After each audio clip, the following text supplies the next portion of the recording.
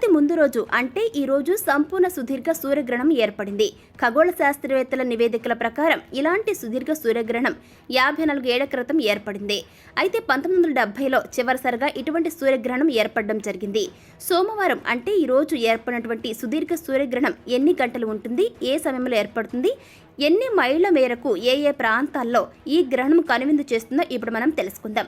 2024 మొట్టమొదటి సూర్యగ్రహణం సోమవారం ఏప్రిల్ 8న ఏర్పడింది. ఇది సంపూర్ణ సూర్యగ్రహణం. 54 ఏళ్ల తర్వాత ఇటువంటి సూర్యగ్రహణం సంభవించడం ఇదే ఫస్ట్ టైం.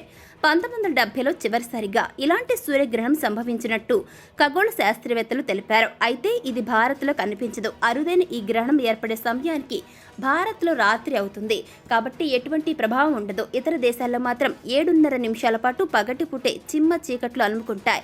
ఈ అద్భుతం మెక్సికో పసిఫిక్ తీరం నుంచి ప్రారంభమై అమెరికా సంయుక్త రాష్ట్రాల గుండా ప్రయాణించి తూర్పు కెనడాలో ముగుస్తుంది. ఆ ప్రాంతాల్లోని మిలియన్ల మందికి ఈ గ్రహణం దృశ్యాలు కనిపిస్తాయి. ఏప్రిల్ 8వ తేదీన మధ్యాహ్నం 2:12 ప్రారంభమై ఏప్రిల్ 9న మధ్యాహ్నం 2:22 సంపూర్ణ సూర్యగ్రహణం ముగుస్తుంది. గ్రహణం గరిష్ట వ్యవధి 4:28.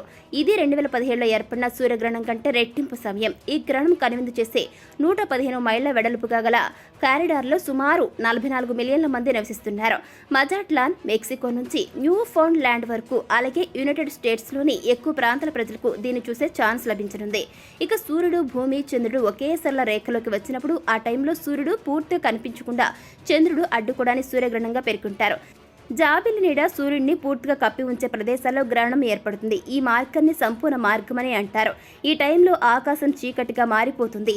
సూర్యోదయం సూర్యాస్తమయంలా కనిపిస్తుంది. సాధారణంగా సూర్యగ్రహణాన్ని నేరుగా చూడలేం.